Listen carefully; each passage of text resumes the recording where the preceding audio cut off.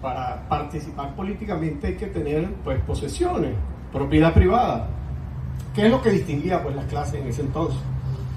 Y en efecto, Miranda le dice, pero ¿y la virtud? Le dice la Constitución. Y la segunda observación que le hace Miranda es sobre el hecho religioso y la libertad de credos. Pero en esa Constitución, para poder ejercer funciones públicas destacadas, tenías que ser cristiano. Todos sabemos que Miranda no fue exactamente un hombre de darse golpes de pecho, pero es falso que fuera anticatólico. De las grandes ideas que toma Miranda sobre los derechos del hombre está la mano de los jesuitas, que fueron perseguidos y expulsados y que se convierten en sus grandes amigos, como Juan Pablo Vizcardo, el jesuita peruano, cuya primera proclama trae años más tarde a Coro. Es de allí, de lo que él aprende de esos padres jesuitas. Jamás. Hay una frase, últimos 5 minutos, que yo voy a rescatar de lo que mi padre escribió. Mi padre, Néstor González del Castillo Jaime, ha sido un premio que nos dio a nosotros, esta familia de 8 hermanos, el creador, 4 hermanas, 4 hermanos. Tengo el honor de tener una hermana condecorada con la Orden al Mérito de los Estados Unidos de América por sus servicios de unión entre los Estados Unidos y Venezuela. La coronel Beatriz González del Castillo, que es médico, internista, neurólogo, presidenta de la Liga Venezolana contra la Epilepsia, madrina de una nieta del presidente Pérez, trabajó con la gente del presidente Caldera. Nunca tuvimos nada que ver con uso de prerrogativas o prebendas con ninguna organización partidista. A todas les exigimos, como lo hacemos ahora con los demócratas y los republicanos, por el bienestar de esta nación. Yo no haría nunca nada contra España. Mi propósito es lograr la independencia de mi patria, Venezuela, y de las demás naciones iberoamericanas. ¿Qué más podemos decir de Miranda? Este resumen que hace mi padre, y discúlpenme porque no tengo otra cosa que ofrecerles que no sea mi propia experiencia y amor que se me legó, que se me dio y que me hace responsable, orgullosamente, pero con la humildad de luchar juntos, de rectificar errores y de decir que este 19 de abril de 1810 nos tiene que traer al 19 de abril de 2024. Que viva Venezuela, que vivan sus mujeres y el estandarte que tenemos allá en Caracas llamado María Corina Machado París.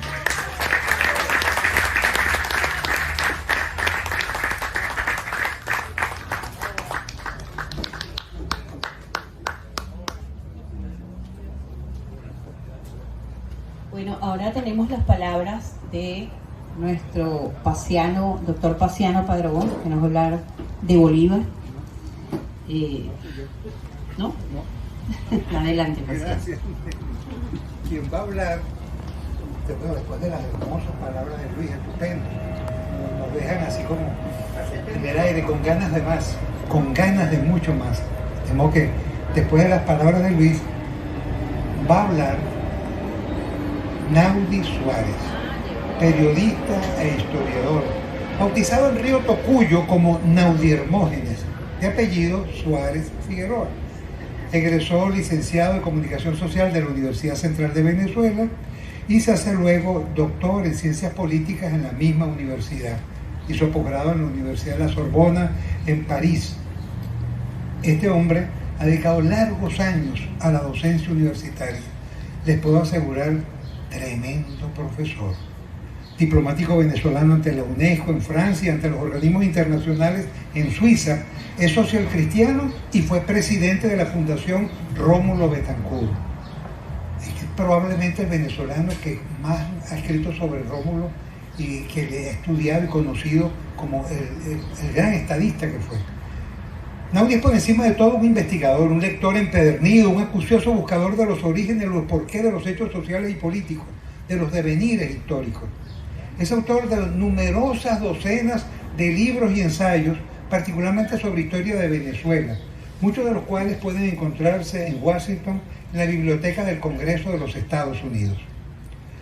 Naudi no está hoy acá físicamente en este encuentro. Él está donde reside desde hace ya varios años, en el centro del estado de Florida, donde recientemente falleció Mami Ruth, su suegra, la madre de su inseparable Silvia Cermelli. Y precisamente hoy se le están rindiendo los honores fúnebres. Pero sí está aquí el aporte de Naudi, su reflexión para este encuentro de hoy, que luego de escribirla me ha pedido leer en su nombre, lo que constituye un honor y un privilegio que ejerzo a continuación.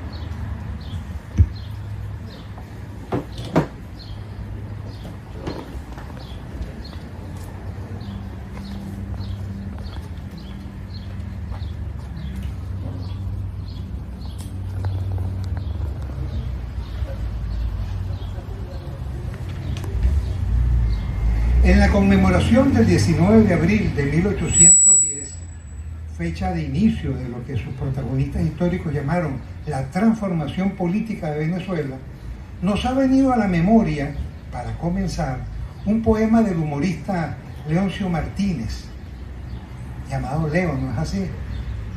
Llamado Leo. Escrito bajo la dictadura de Juan Vicente Gómez en la cárcel caraqueña La Rotunda, en cuyos versos, imaginándose sufrir exilio político en el gélido lugar, un gélido lugar de los Estados Unidos, expresa su deseo de estar pronto de regreso para disfrutar el claro sol de mi país. Simón Bolívar, presidente de la República de Colombia, escribe en marzo de 1826 al vicepresidente Francisco de Paula Santander. Leamos de esa carta. La República Americana es hoy el ejemplo de la gloria, de la libertad y de la facilidad de la virtud. Tal grandeza, tal sublimidad me enseña qué debo hacer, qué es lo que debo hacer. Colombia, por su parte, conocerá cómo seguir a su hermana mayor. Hermana mayor, se refiere a los Estados Unidos. En una reseña de la actividad cumplida por Narciso del Valle, barbero, cabo segundo de la Compañía de Antilleros Pardos de La Guaira y entusiasta participante en la fracasada conspiración republicana, en trance de armarse en dicho puerto en 1797, el historiador del siglo pasado, Castro Fulgencio López, en su libro titulado Juan Picornell y la conspiración de Gual y España, dejó anotado lo que sigue. Hasta altas horas de la noche, Narciso leía a sus invitados, además de los escritos de Juan Bautista Picornell, la Declaración de Independencia de las Provincias Unidas de América y los derechos del honorable y los discursos del honorable Henry Gracián, en traducción del inglés hecha por Patricio Ronan. La nueva Constitución del Estado de Pensilvania, traducida al español por Picornell, y relación de la causa de la muerte de Luis XVI, traducida del francés por el mismo Narciso. El texto transcrito, cuando menos, sugiere un par de interesantes cosas sobre uno de los hechos que se tienen como precursores de la independencia venezolana, iniciada en forma 13 años después, el 19 de abril de 1810. Primera cosa que sugiere, que dicho proceso de emancipación encontró desde sus inicios protagonistas en más de una clase social venezolana del tiempo, en este caso la de los pardos. Y segundo, que los conjurados en favor del movimiento tenían a la mano, entre otras literatura política de apoyo, la surgida con motivo de la revolución de las 13 colonias inglesas de América, escenificadas entre 1776 y 1783. El caso de la Revolución Norteamericana, con su propia literatura política y sus protagonistas militares, comenzando por George Washington, y los civiles, entre otros Thomas Paine, Thomas Jefferson, Alexander Hamilton, Jaime Madison, John Hay y Samuel Adams, recientemente bien citado por Luis, inspiran a ciertos venezolanos. Lo mismo para crear la primera Constitución Nacional en 1811 que para liderizar en el campo armado feroces luchas que se extenderán por más de una década. El más relevante de estos jefes militares aludidos, Simón Bolívar, procederá de una familia caraqueña de una alcurnia que le había permitido recibir desde temprana edad instrucción militar en el país y, muertos sus padres, educación literaria en la España asediada entonces por la llamada Ilustración francesa, de la cual eran figuras mayores, entre muchos, Montesquieu, Voltaire y Rousseau. Fue así como de regreso en barco a Venezuela, a fines de 1807, de la segunda de sus visitas a Europa, por razón del bloqueo naval impuesto por Inglaterra por parte del emperador Napoleón Bonaparte, Bolívar debió hacer una escala obligada en esta costa este de los Estados Unidos, que aunque relativamente breve, le habría permitido, no obstante, constatar que dicho país, a un cuarto de siglo escaso de haber roto con Inglaterra, había logrado ya avances políticos y económicos en gran medida envidiables. Más tarde se dio el caso curioso de que ya no un Bolívar, sino dos, los hermanos Juan Vicente y Simón, compartan la responsabilidad de representar a la recién nación venezolana independiente ante el mundo anglosajón en su conjunto. Mientras Juan Vicente es remitido como representante diplomático a los Estados Unidos, Simón es encargado de viajar a Londres para negociar con mediación inglesa la autonomía del nuevo país americano frente a España. El éxito no sonrió en sus nobles desempeños diplomáticos ni a uno ni a otro de los Bolívar. Juan Vicente muere en 1811 en un naufragio de retorno a Venezuela y Simón debió tornar a Caracas sin conseguir hacer cambiar a los ingleses su posición neutral en el iniciado pleito de soberanía entre metrópoli y colonia.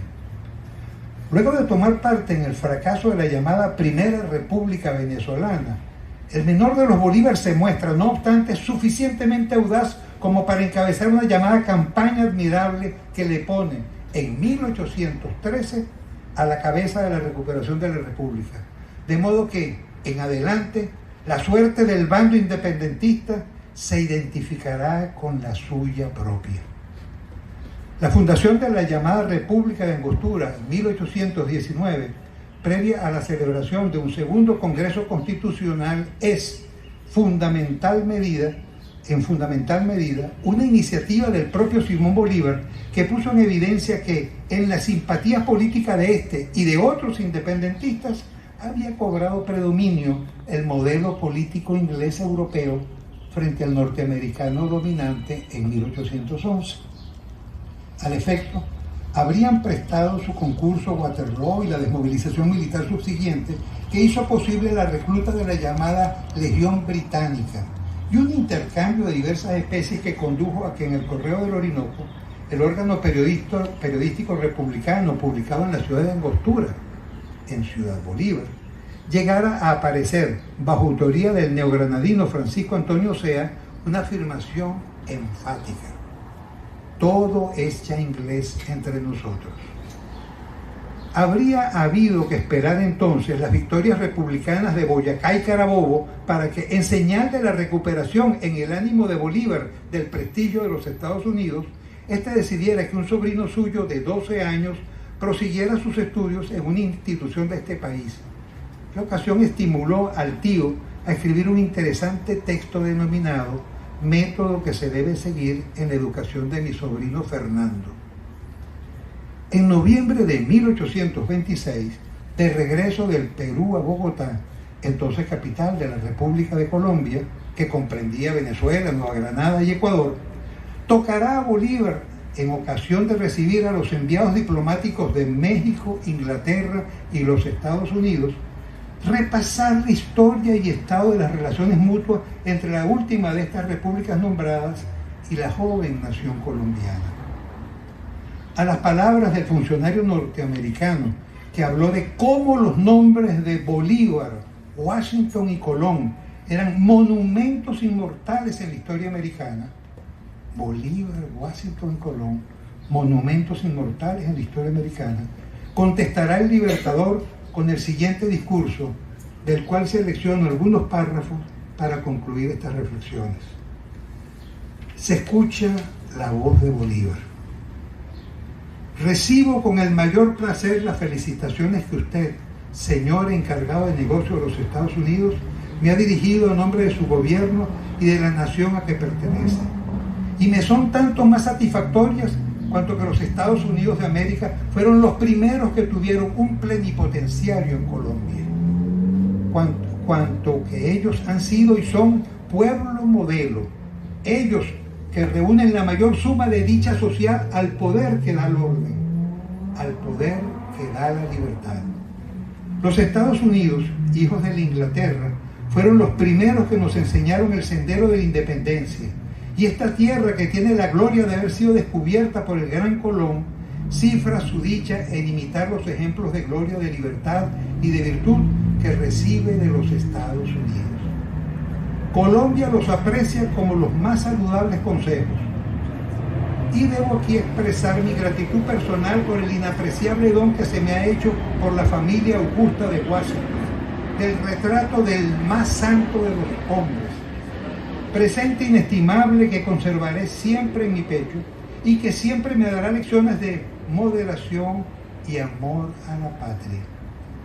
Ruego a usted, señor encargado de negocios, que sea usted el órgano de mis sentimientos para con el gobierno de esa nación feliz, y que al transmitirlos exprese usted también el esmero con que Colombia cultivará con ella las relaciones de la más franca y estrecha amistad, y la admiración y respeto personal que tributo a su ilustre presidente, cuyas opiniones sobre el Congreso americano le dan una solemnidad a que no tenía derecho a esperar. Al releer las palabras de Bolívar, concluyo con 3 deseos que seguramente todos podemos compartir. Que renazcan las buenas y fraternales relaciones entre los pueblos y gobiernos de Venezuela y los Estados Unidos. Que este país que nos ha recibido se mantenga y reafirme en el camino de la democracia y la libertad, para lo cual comprometemos nuestra contribución y esfuerzo. Y que Venezuela pase ya a la página negra de la dictadura criminal que suma un cuarto de siglo para reabrir caminos de paz, libertad y desarrollo. Es nuestro compromiso que hoy, 19 de abril, reafirmamos responsablemente.